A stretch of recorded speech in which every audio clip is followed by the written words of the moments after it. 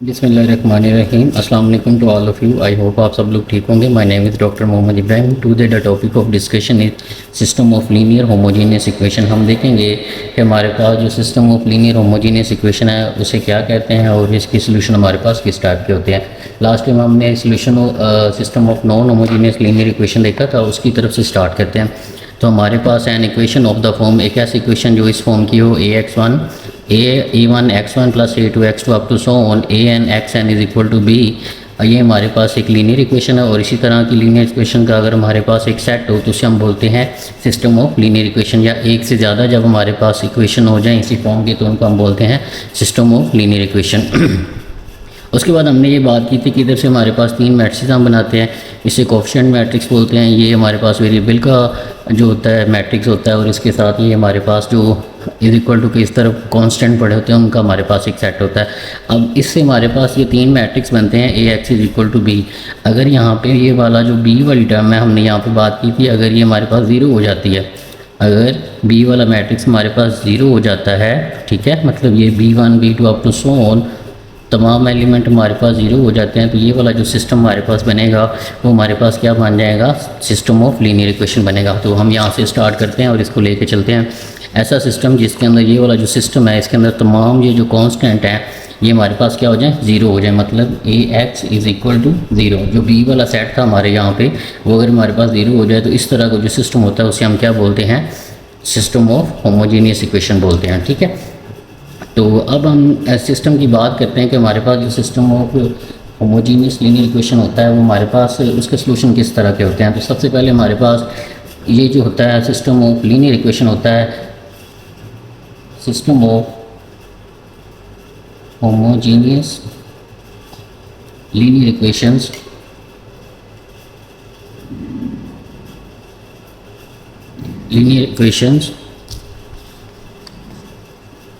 Is always consistent. हमारे पास जो system of linear homogeneous equation होता है ये हमारे पास ऑलवेज कंसिस्टेंट होता है। जब हमने नॉन होमोजीनियस लीनियर इक्वेशंस की बात की थी, उनके सिस्टम की बात की थी, तो हमने ये कहा था कि अगर हमारे पास ये जो मैट्रिक्स ए है इसका हम रैंक कैलकुलेट करें, इसका जो रैंक है अगर वो रैंक ऑफ ऑगमेंटेड मैट्रिक्स जो हम बनाते हैं ए डॉट बी के साथ, फॉर एग्जांपल ऑगमेंटेड मैट्रिक्स कैसे हम बनाते थे, ये कांस्टेंट और ये सारे बी, इनके साथ जो मैट्रिक्स हमारे पास बनता है उसे हम ऑगमेंटेड मैट्रिक्स का नाम देते हैं। तो रैंक ऑफ ए और रैंक ऑफ ए भी अगर आप हमारे पास इक्वल होंगे तो ऐसे system of non homogeneous system को हम क्या कहते हैं, कंसिस्टेंट कहते हैं। इसी तरह हमारे पास सिस्टम ऑफ लीनियर इक्वेशन जो होती है, हमारे पास system of linear homogeneous equation जो होता है ये हमारे पास ऑलवेज क्या होता है, कंसिस्टेंट होता है, कि इसका सॉल्यूशन हमारे पास ऑलवेज एग्जिस्ट करता है। ये क्यों करता है, इसके अंदर हमारे पास जो रैंक ऑफ ए है और rank of augmented matrix A B है वो हमारे पास हमेशा सेम होता है। क्यों कि जो हम रैंक ए का कैलकुलेट करेंगे इस मैट्रिक्स ए का, वही रैंक हमारे पास ऑगमेंटेड मैट्रिक्स ए बी का आएगा। क्यों, क्योंकि हमारे पास जो बी की टर्म्स होती हैं वो सारी यहाँ पे क्या होती हैं, ज़ीरो होती हैं। ठीक है, तो जब हम इसका ऑगमेंटेड मैट्रिक्स बनाएंगे इस मैट्रिक्स के साथ इसको ए बी का ऑगमेंटेड मैट्रिक्स बनाएंगे तो बी वाली तमाम टर्म ज़ीरो होंगी, तो जो रैंक हम ए का कैलकुलेट करेंगे वही हमारे पास ऑगमेंटेड मैट्रिक्स ए बी का रैंक आएगा। तो इसका मतलब ये हुआ कि जो system of linear homogeneous equation होता है वो हमारे पास ऑलवेज क्या होता है, कंसिस्टेंट होता है। अब इसके सॉल्यूशन की टाइप की बात करते हैं। होमोजीनियस इक्वेशन जो होती हैं उनके जो सॉल्यूशन होते हैं वो दो टाइप के होते हैं। एक हमारे पास सॉल्यूशन जो आता है उसे हम ट्रिवियल सॉल्यूशन बोलते हैं और दूसरा जो हमारे पास सॉल्यूशन आता है उसे हम नॉन ट्रिवियल बोलते हैं, नॉन ट्रिवियल सॉल्यूशन। अब इन दोनों में फ़र्क क्या होता है उसको देख लेते हैं। तो एक सॉल्यूशन हमारे पास वो एग्जिस्ट करेगा जिसमें हमारे पास जो हम सिस्टम ऑफ होमोजीनियस इक्वेशन लेंगे उसका ट्रिवियल सॉल्यूशन हमारे पास एग्जिस्ट करेगा अगर उसके अंदर जितने भी वेरिएबल आ रहे हैं उन सब का आंसर जो है वो हमारे पास ज़ीरो ज़ीरो है, मतलब ज़ीरो जो मैट्रिक्स है उसका हमारे पास आंसर है ज़ीरो ज़ीरो है। तमाम वैल्यू का जो एक्स वाई हमने वेरिएबल लिए हैं वो सारे क्या हो जाए, ज़ीरो हो जाए, तो उसको हम ट्रिवियल सॉल्यूशन बोलेंगे। और इसके साथ अगर हमारे पास उन कांस्टेंट की जो वैल्यू है, हमारे पास जो वेरिएबल है उनकी वैल्यू नॉन ज़ीरो आती हैं, तो हमारे पास वो वाला सॉल्यूशन कौन सा होगा, नॉन ट्रिवियल होगा। इसके हम एग्जांपल से समझने की कोशिश करते हैं। जी, तो हम सॉल्यूशन की बात कर रहे हैं तो सबसे पहले ट्रिवियल सॉल्यूशन की हम बात करें तो इसके हम टर्म्स देख लेते हैं। अगर हम इसके अंदर रैंक ऑफ ए की बात कर लें तो इसका मतलब ये है कि हम rank of augmented matrix A B दोनों की बात करें, क्योंकि ये दोनों इसके अंदर सेम रहते तो हम सिंपल यहाँ पे रैंक ऑफ ए की बात करेंगे।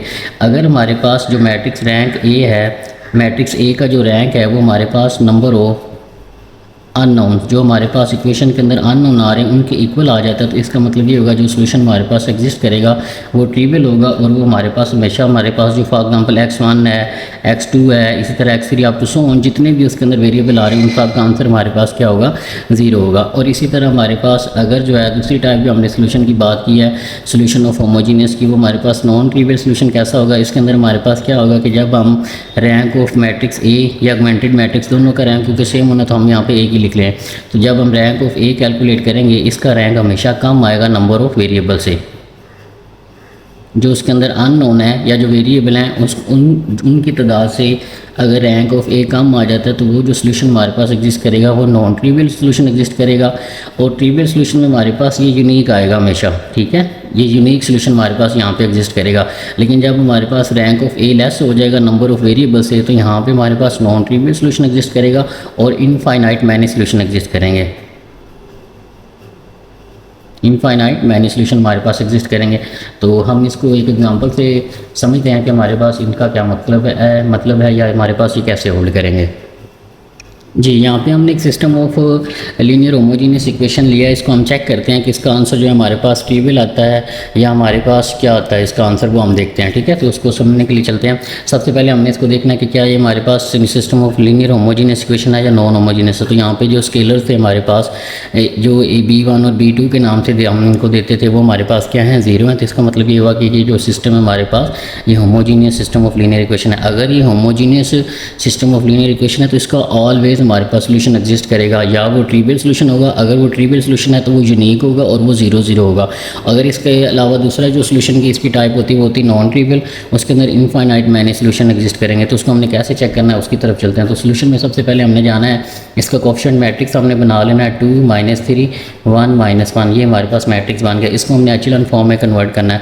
तो एचेलॉन फॉर्म में कन्वर्ट करने के लिए सबसे पहले आसानी के लिए हम क्या करते हैं, इस रो को 2 बना लेते हैं। तो 2 से R2 को मल्टीप्लाई करवा देते हैं ताकि हमारे पास नेक्स्ट ऑपरेशन इसे अप्लाई करने में हमें आसानी रहे।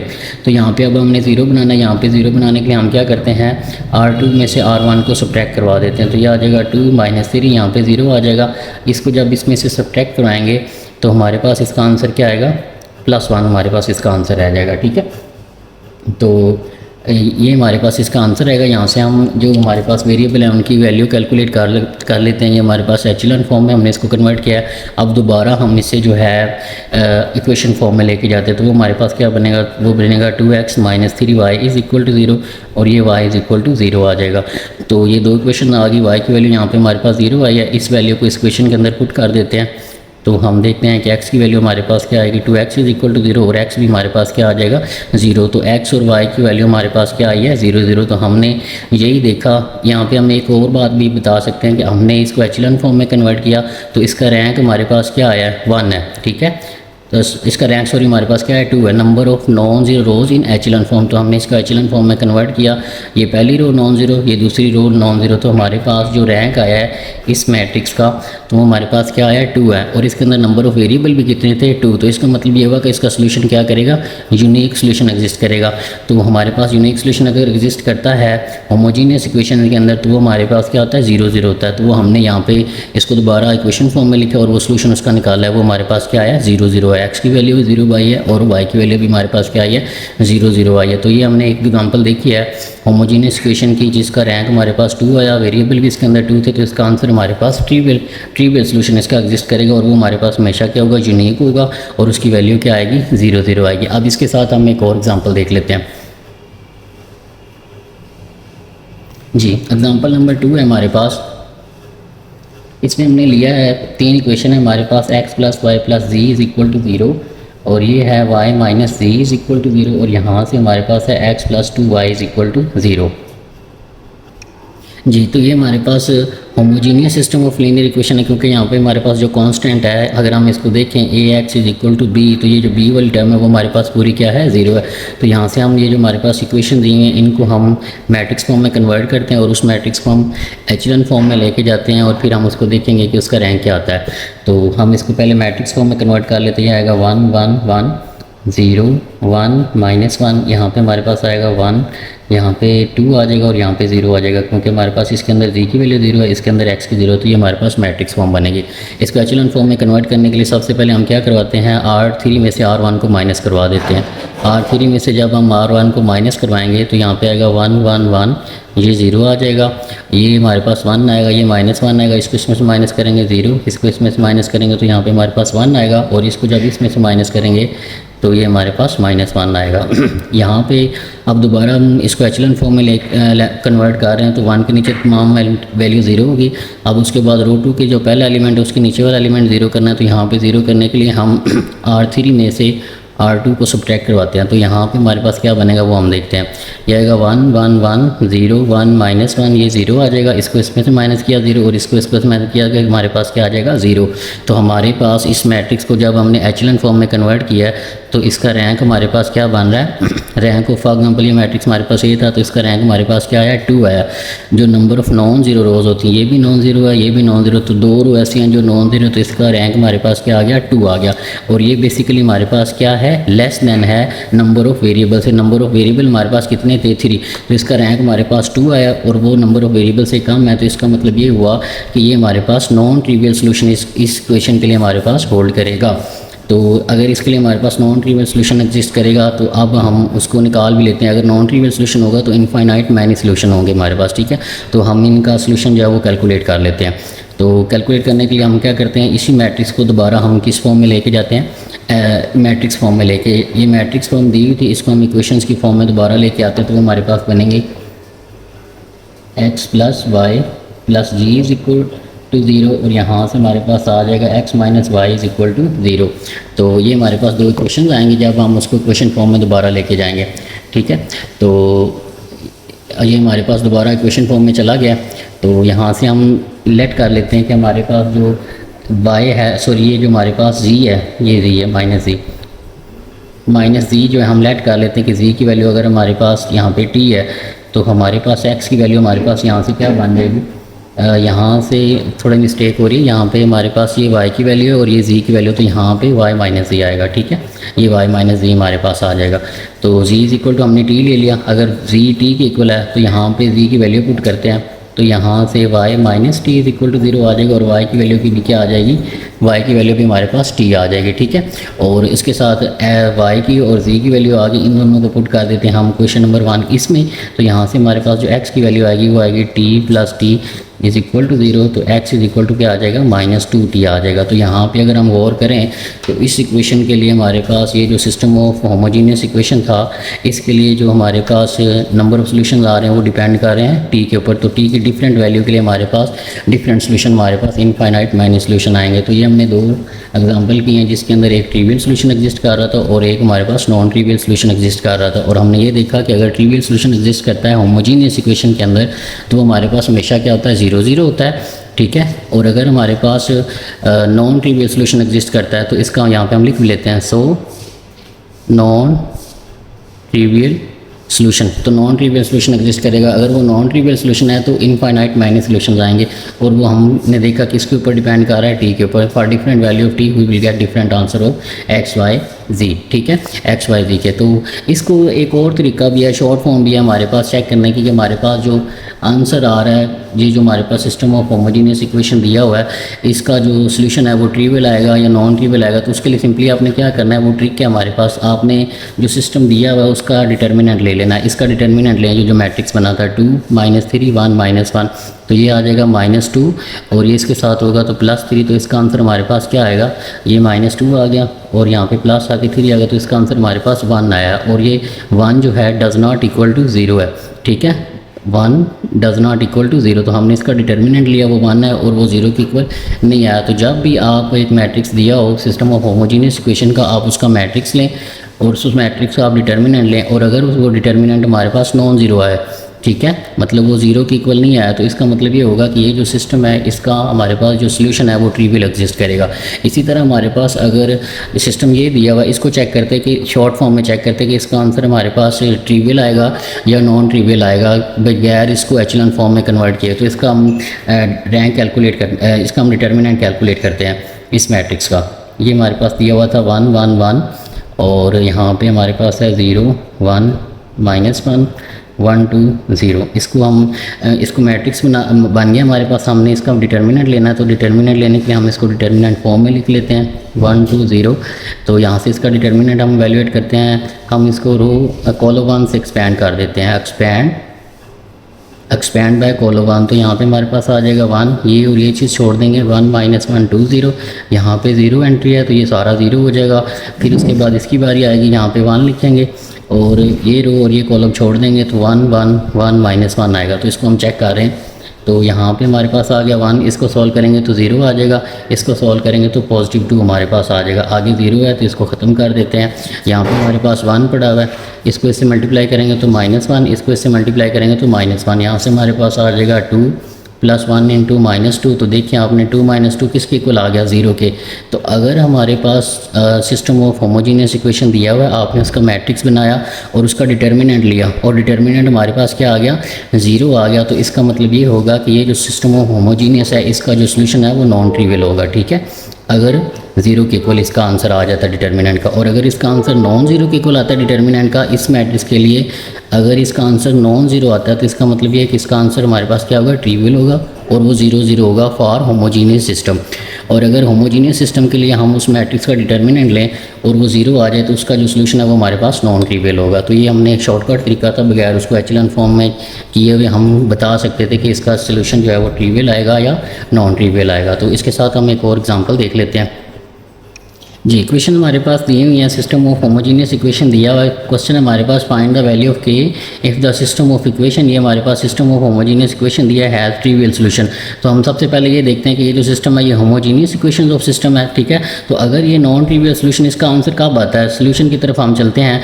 तो हमें पता है अगर इस सिस्टम का डिटर्मिनेंट 0 के इक्वल आ जाएगा तो उसके लिए हमारे पास नॉन ट्रिवियल सोल्यूशन एग्जिस्ट करता है। तो हम इसका डिटर्मिनेंट मैट्रिक्स बना के उस मैट्रिक्स का डिटर्मिनेंट कैलकुलेट करते हैं और उसको 0 के इक्वल पुट करेंगे, तब हम trivial solution, non trivial solution हमारे पास आता होता है। तो जब हम नॉन ट्रिवियल सोल्यूशन के लिए डिटर्मिनेंट को 0 के इक्वल पुट करेंगे तो हमारे पास के की डायरेक्ट वैल्यू आ जाएगी। तो मैं डायरेक्ट इसका डिटर्मिनेंट ओपन करने जा रहा हूँ, मैट्रिक्स आप बना लीजिएगा। ये हमारे पास आएगा 1 k 3 4 3, यहाँ पे भी के आ जाएगा और ये आएगा 2 1 2। तो यहाँ से आप इसको रो 1 से भी एक्सपेंड कर सकते हैं और कॉलम 1 से भी आप इसको एक्सपेंड कर सकते हैं। तो हम इसको रो 1 से एक्सपेंड करते हैं और देखते हैं इसका आंसर क्या आता है। ये एक्सपेंड बाय रो 1, तो रो 1 से इसको एक्सपेंड करते हैं। आगे लिख लेते हैं। यहाँ पे हमारे पास आएगा 1, ये और ये चीज़ छोड़ देंगे, ये आएगा 3k 1 2, उसके बाद -k आ जाएगा। दूसरे एलिमेंट के साथ हम माइनस लगाते हैं, ये रो और ये कॉलम छोड़ देंगे, ये आएगा 4k 2 2 और फिर उसके बाद हमारे पास आएगा 3। तो ये रो और ये कॉलम छोड़ देंगे, 4 3 2 1 आ जाएगा। यहाँ से हमारे पास आएगा 1, ये 3 2 6 -k और ये हमारे पास आ जाएगा 4 2 8 -2k। ठीक है, और यहाँ से हमारे पास आएगा +3, ये से मल्टीप्लाई होकर 4 -3 2 6, ये आंसर आ जाएगा। तो यहाँ से हमारे पास आएगा 6 -k इंटू 8 -2k और यहाँ पे हमारे पास आएगा 3 इंटू -2। तो इसकी ब्रैकेट खोल देते हैं, तो ये आ जाएगा 6 - k, ये के अंदर मल्टीप्लाई होकर तो -8k बन जाएगा, माइनस माइनस प्लस आ जाएगी और ये आ जाएगा 2k का स्क्वायर और -6 आ जाएगा। तो ये 6 से कैंसिल हो जाएगा। बाकी हमारे पास जो आंसर बनेगा वो हमारे पास बनेगा k square, sorry 2k square और ये भी के और ये के हमारे पास क्या बना देंगे, 9k बना देंगे। तो ये हमने इस मैट्रिक्स का डिटर्मिनेंट लिया। अब डिटर्मिनेंट को हम 0 क्यों पुट करेंगे कि हमने बताना है कि किस के की किस वैल्यू के लिए इसका आंसर जो है, सॉरी इसका जो सोल्यूशन है वो नॉन ट्रिवियल होगा। तो अगर इसका सोल्यूशन नॉन ट्रिवियल है तो इसका ये जो डिटर्मिनेंट आया वो किसके इक्वल होगा, 0 के इक्वल होना चाहिए। तो हम इसको डिटर्मिनेंट को 0 के इक्वल पुट कर लेते हैं। तो यहाँ से हमारे पास आ जाएगा 2k - 9k = 0। यहाँ से k को कॉमन लेंगे तो 2 - 9 हमारे पास, सॉरी यहाँ से हमारे पास k को हम कॉमन लेंगे तो हमारे पास यहाँ पे 2k - 9 = 0 आ जाएगा। ये एक नंबर है, दूसरा ये नंबर है, मल्टीप्लाई के आंसर 0 दे रहे हैं तो इसका मतलब ये होगा या पहला नंबर 0 के इक्वल है या दूसरा नंबर = 0 के है। तो हम यहाँ से ले लेते हैं आइदर k = 0 और 2k - 9 = 0। तो यहाँ से k की वैल्यू 0 आ जाएगी और यहाँ से k की वैल्यू हमारे पास क्या आ जाएगी, 9/2 आ जाएगी। तो k की वैल्यू 0 और k की वैल्यू 9/2 के लिए इस सोल्यूशन का जो ये जो हमारे पास system of homogeneous homogeneous equation है, इसका जो आंसर है वो हमारे पास नॉन ट्रिवियल सोल्यूशन की फॉर्म में जाएगा। तो हमने यहाँ पे 3 एग्जांपलें देखी हैं। एक के अंदर हमने ये देखा है कि हमारे पास सिस्टम में जो होता है ट्रिवियल आंसर कब देता है। हम इसके लिए 2 तरीके लगा सकते हैं, या तो इसको एचलन फॉर्म में कन्वर्ट कर लें, जो उसका रैंक आएगा वो नंबर ऑफ अननोन के इक्वल आएगा, तो नॉन ट्रिवियल सोल्यूशन एग्जिस्ट करेगा, ट्रिवियल सोल्यूशन एग्जिस्ट करेगा। दूसरा ये तरीका था कि ये जो मैट्रिक्स आपने बनाया है इसको हम डिटर्मिनेंट ले लें, अगर इसका डिटर्मिनेंट नॉन जीरो आता है तो फिर भी इसका जो सोल्यूशन है वो हमारे पास ट्रिवियल सोल्यूशन एग्जिस्ट करेगा और वो 0 0 होगा, और ये हमने प्रूव भी किया। उसके बाद हमने एक एग्जांपल ये वाली लिया है जिसके अंदर हमने इसको चेक किया कि इसका आंसर जो है हमारे पास, इसके जो सिस्टम ऑफ होमोजीनियस है वो नॉन ट्रिवियल सोल्यूशन आता है हमारे पास। उसके लिए हम 2 तरीके लगा सकते हैं। तो या जो मैट्रिक्स है इसको एचलन फॉर्म में कन्वर्ट करें, जो इसका रैंक आएगा वो नंबर ऑफ वेरिएबल से क्या होगा, कम होगा, तो इसका आंसर क्या आएगा, नॉन ट्रिवियल आएगा, और इसको हमने चेक भी किया। उसके बाद दूसरा तरीका क्या था कि हम इसका डिटर्मिनेंट ले लें, अगर डिटर्मिनेंट 0 के इक्वल आ जाएगा, ये सिस्टम था हमारे पास, ये हमने उसका डिटर्मिनेंट लिया, वो 0 आ गया, तो इसका मतलब है ये हमारे पास नॉन ट्रिवियल सोल्यूशन इसका एग्जिस्ट करेगा, और हमने इसके आंसर भी निकालें कि ये नॉन ट्रिवियल सोल्यूशन हमारे पास आया। उसके बाद हमने एक एग्जांपल देखी है कि हमारे पास system of non homogeneous equation दिया हुआ है, उसके अंदर हमने बताना है कि किस वैल्यू के लिए ये इसका जो सिस्टम है ये हमारे पास नॉन ट्रिवियल सोल्यूशन देगा, तो वो हमने कैलकुलेट किया। आई होप आपको इसकी समझ आई होगी। अगर इसके रिलेटेड आपका कोई क्वेश्चन है तो उसको पूछिएगा, इंशाल्लाह उसको क्लियर किया जाएगा। Thank you very much. अल्लाह हाफिज़।